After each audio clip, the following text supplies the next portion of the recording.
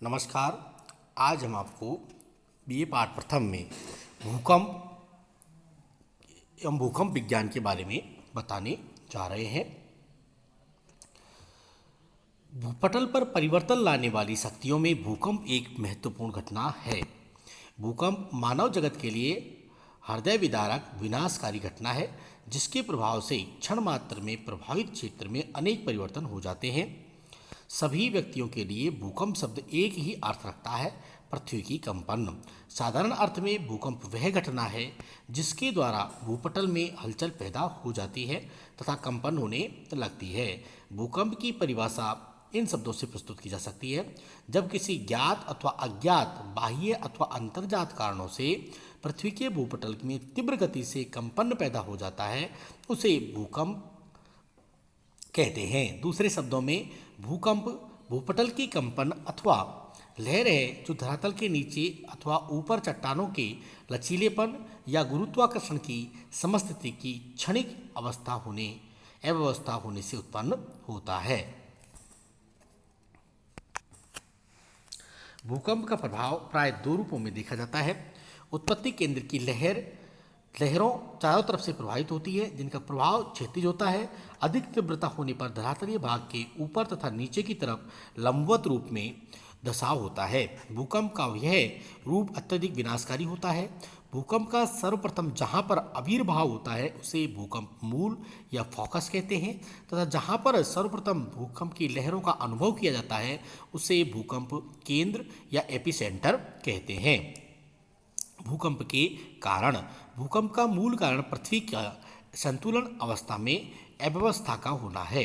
यदि विश्व के भूकंप क्षेत्रों पर दृष्टिपात किया जाए तो स्पष्ट हो जाता है कि भूकंप प्राय कमजोर अथवा अव्यवस्थित भूपटल के सहारे पाए जाते हैं। जब तक यह माना जाता रहा कि संतुलित तथा प्राचीन स्थिर भागों में भूकंप नहीं आते हैं, परंतु 11 दिसंबर 1967 ईस्वी में कोयना भूकंप तथा 30 सितंबर 1993 में लातूर महाराष्ट्र में जो भूकंप आया, इन्होंने इन विचारधारा को जमकर कुठाराघात किया। यदि दक्षिण का पठार भाग भारत एक स्थिर भूखंड है तो यहाँ ऐसे विनाशकारी भूकंप का आविर्भाव कैसे संभव हुआ है, इसको देखते हुए भूकंप के कारणों का विश्लेषण करना होगा। विभिन्न भूकंप क्षेत्रों का अध्ययन के आधार पर भूकंप को निम्न कारण बताए जा सकते हैं। स्मरणीय है कि भूकंप एकमात्र कारण धरातल पर संतुलन में अव्यवस्था का उत्पन्न होना ही है। निम्न कारण इस अव्यवस्था को उत्पन्न करने के लिए भूकंप को आमंत्रित करते हैं, जिनमें है ज्वालामुखी क्रिया, दूसरा भूपटल का भ्रंश और पश्चात पुनश्चल सिद्धांत।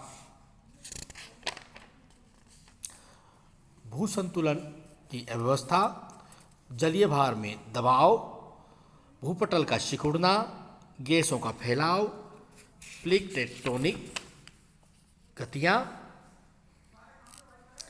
सामान्य रूप से उपयुक्त सभी कारणों में विनाशकारी तथा भयंकर भूकंपों को जन्म होता है, परंतु कुछ ऐसे भी साधारण प्रकार के भूचाल होते हैं जिनका अनुभव या तो केवल भूकंप लेखन यंत्र सिस्मोग्राफ द्वारा ही हो पाता है, या इतने हल्के होते हैं कि जिनमें किसी भी प्रकार की क्षति की आशंका नहीं होती है।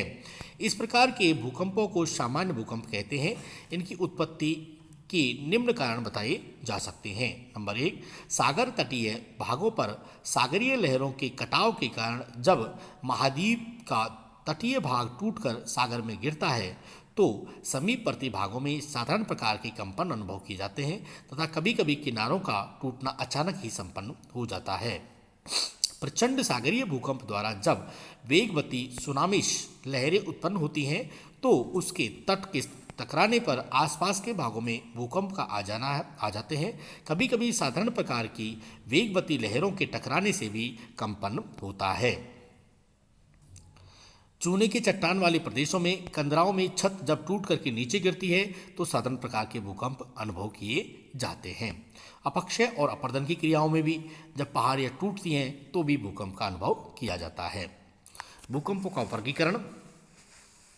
भूकंप के कारणों की व्याख्या करने के बाद यह स्पष्ट हो जाता है कि भूकंप के स्वभाव में पर्याप्त अंतर पाया जाता है। यदि संसार के विभिन्न कंपनों का अलग अलग अध्ययन किया जाए तो प्रत्येक भूकंप कुछ न कुछ माने में अपनी स्वयं की विशेषता रखता है। ये एक दूसरे से इतने भिन्न होते हैं कि इनको निश्चित श्रेणियों में विभाजित करना कठिन कार्य है।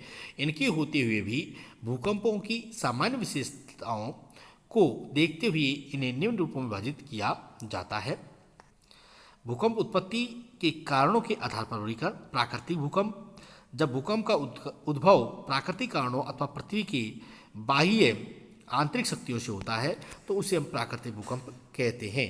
इसे पुनः हम 4 भागों में बांट सकते हैं: ज्वालामुखी भूकंप, भ्रंशमूलक भूकंप, संतुलन मूलक भूकंप और प्लूटोनिक भूकंप।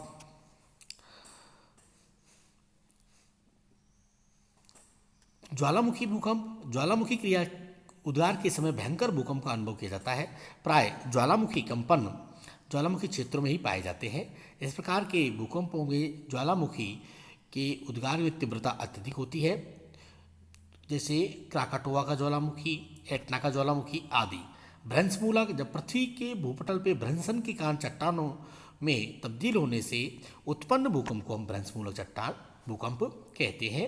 इस प्रकार का भूकंप कैलिफोर्निया में 1872 में अनुभव किया गया। संतुलन मूलक भूकंप, संतुलन की अव्यवस्था से उत्पन्न भूकंप को हम संतुलन मूलक भूकंप कहते हैं। इस प्रकार के भूकंप हिंदुकुश में 1949 में अनुभव किया गया। प्लूटोनिक भूकंप, धरातल की अत्यधिक गहराई पर उत्पन्न होने वाले भूकंपों को प्लूटोनिक भूकंप कहते हैं। इनका उद्गम क्षेत्र धरातल से 240 से 672 किमी की गहराई तक पाया जाता है। कृत्रिम या अप्राकृतिक भूकंप, जब मानव के रचनात्मक कार्यों, सुरंग खोदना, खानों की खुदाई, बड़े बड़े भवनों का निर्माण, रेल पथ, जलाशय एवं बांधों का निर्माण तथा विनाशात्मक कार्य, बम्बों का परीक्षण तथा विस्फोट आदि द्वारा भूकंप आता है तो इनको हम मानवकृत भूकंप या कृत्रिम भूकंप कहते हैं। इनके उद्भव में प्राकृतिक कारणों का हाथ नहीं रहता है।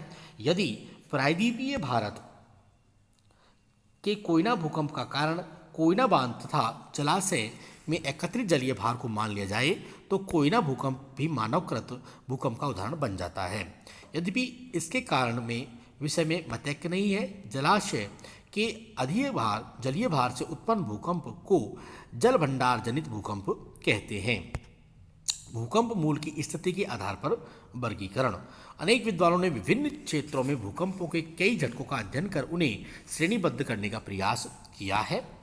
उदाहरण के लिए ओल्डम ने इटली के भूकंप के 5605 झटकों का अध्ययन किया और उनकी व्याख्या के बाद यह निष्कर्ष निकाला कि पृथ्वी के 90% से अधिक भूकंप धरातल के 8 किलोमीटर से कम गहराई में उत्पन्न होते हैं। 8% भूकंप 8 से 30 किलोमीटर गहराई में उत्पन्न होते हैं तथा शेष अधिक गहराई में उत्पन्न होते हैं। गुटेनबर्ग तथा रिटर के अनुसार कंपन की उत्पत्ति की प्रक्रिया अत्यधिक गहराई पर एक सी होती है। भूकंप की गहराई के आधार पर इन्हें भूकंप को 3 भागों में विभाजित करते हैं। साधारण भूकंप, जब भूकंप मूल की स्थिति धरातल से 0 से 50 किलोमीटर गहराई तक होती है। मध्यवर्ती भूकंप, जब भूकंप की गहराई 50 से 250 किलोमीटर तक होती है। अत्यधिक गहराई वाले भूकंप 250 से 700 किलोमीटर गहराई में पाए जाते हैं। स्थिति के आधार पर वर्गीकरण। स्थिति के आधार पर उन्हें 2 भागों में विभाजित किया जाता है। स्थलीय भूकंप, जब भूकंप स्थल भाग पर आता है तो उसे स्थलीय भूकंप कहते हैं। और सागरीय भूकंप, जब इस प्रकार के भूकंप समुद्र के भूगर्भ में आते हैं। इनमें अत्यधिक विनाशकारी सागरीय लहरें उत्पन्न होती हैं जिन्हें सुनामीस के नाम से जाना जाता है। ये तट पर आकर भयंकर क्षति पहुंचाती है। भूकंप का विस्वितरण, यद्यपि भूकंप भूमंडल की एक घटना है तथा इसका वितरण अत्यधिक विस्तृत है, तथापि विश्व में भूकंप मानचित्र को देखने पर यह स्पष्ट हो जाता है कि इसका संबंध स्थल के कुछ खास क्षेत्रों से है। भूकंप के कारणों की व्याख्या के बाद यह प्राय निश्चित सा हो जाता है कि भूकंप क्षेत्रों का संबंध भूपटल के कमजोर अथवा अव्यवस्थित भाग से है। संसार के अधिकतर भूकंप उन क्षेत्रों में पाए जाते हैं जहां नवीन बलित पर्वत पाए जाते हैं। पर्वत निर्माणकारी क्रियाओं के कारण भूपटल पे संतुलन की अव्यवस्था होने से ये भाग अस्थिर तथा कमजोर हो जाते हैं। विश्व के 50% से अधिक भूकंप इन्हीं नवीन पर्वतीय क्षेत्रों में पाए जाते हैं, जहां पर महाद्वीपीय मग्न ढाल काफ़ी खड़ा एवं तीव्र ढाल वाला होता है। दूसरे शब्दों में भूमंडल के लगभग 40% भूकंप सागर तथा महाद्वीप या द्वीपों के मिलन बिंदुओं पर पाए जाते हैं। तीसरा, जहां पर ज्वालामुखी क्षेत्र पाए जाते हैं। यद्यपि भूमंडल के ज्वालामुखी क्षेत्र तथा भूकंप क्षेत्र एक नहीं है, तथापि अधिकांश ज्वालामुखी उद्गार भूकंप को जन्म देते हैं। चौथा, जहां पर दरार तथा भूपटल भ्रंश की क्रिया सक्रिय रहती है, जैसे अफ्रीका का पूर्वी भाग, भूकंप का गहरा अध्ययन करने के बाद विद्वान मांटिसस डी वेलोर ने यह स्पष्ट किया कि सागरीय किनारे पर पाए जाने वाले पर्वतों के बाह्य ढाल अथवा सागर की तरफ वाले ढाल पर अधिकांश संख्या में भूकंप आते हैं, क्योंकि सागर की ओर इनका ढाल अधिक तीव्र होता है। दोनों अमेरिकाओं के पश्चिमी तट तथा एशिया के पूर्वी तट इसके प्रमुख उदाहरण हैं। फिर प्रमुख जो क्षेत्र हैं उनमें प्रशांत महासागरीय पेटी, इनमें महासागर के मिलन बिंदु, नवीन बलवित पर्वत क्षेत्र और ज्वालामुखी क्षेत्र विनाशी प्लेट की सीमाओं के कारण आते हैं। मध्य महासागरीय पेटी और इनमें देखो मैदानी क्षेत्र, प्रायद्वीपीय भारत का क्षेत्र, भुज का भूकंप क्षेत्र और मध्य अटलांटिक पेटी, 3 भागों में इसे बांट करके अध्ययन किया जाता है। Thank you.